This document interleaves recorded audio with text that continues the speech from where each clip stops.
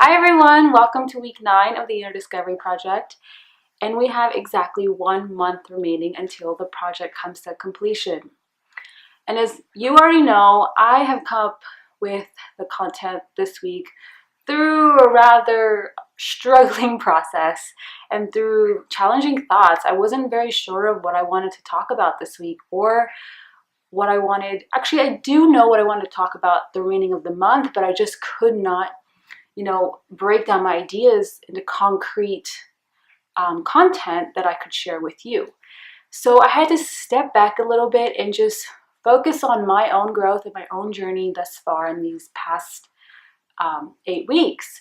And I've come to realize that I'm still having a hard time understanding what actualizing the potential means to me. So then I went back to prep week and I re-answered this question: how can I actualize my potential? And so you'll read it in the blog post. I share my answer from prep week and I share my answer from this week.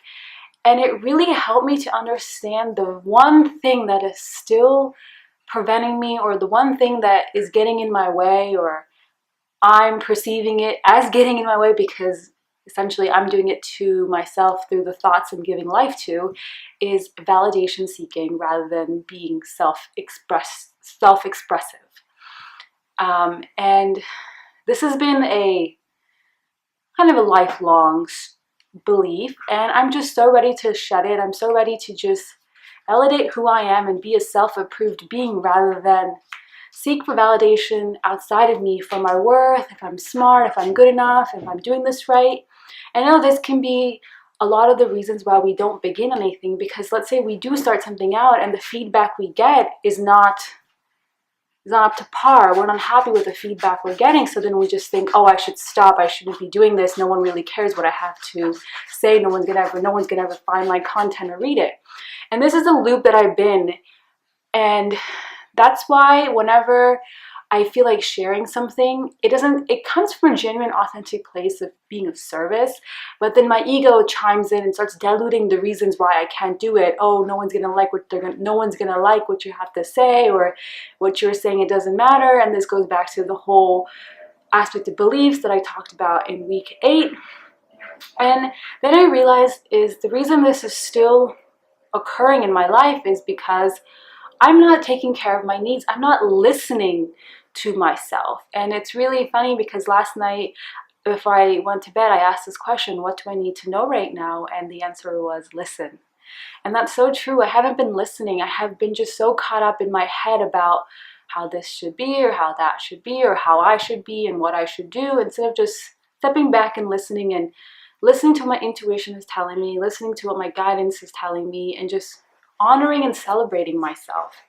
So this week we're going to focus on cultivating a self-care practice, as in taking the time out to listen to your body, listen to your heart, and really understand what you need to do at this point in time to really begin to cultivate self-love and self-compassion within your life. Because not until are you able to take care of yourself can you really step into the role, or can you really step into actualizing who you are and living out your potential and being your authentic expression in the world. So in the blog post, I share 5 techniques that you can begin to do to cultivate and create more of a self-care ritual, things you can do to practice self-care. And the thing that really stood out to me, and I mentioned this in the blog post, is creating affirmations. And I know this is something kind of leewaying from last week's content, is creating affirmations to hear rather than to read. So listening to your own voice say these empowering affirmative actions, and then feeling the energy of these affirmations in your body, and just closing your eyes and visualizing what that feels like for you. And I'm so excited to try this week for myself and incorporate it into my own self-care practice this week. And the reason I'm spending a week on creating a self-care practice is so that from here on out, when this project is over, you do have something to fall back on, and something to kind of propel you and keep you in the momentum of following through and working through and living whatever it is that you want to create, and whoever it is that you want to be in the world.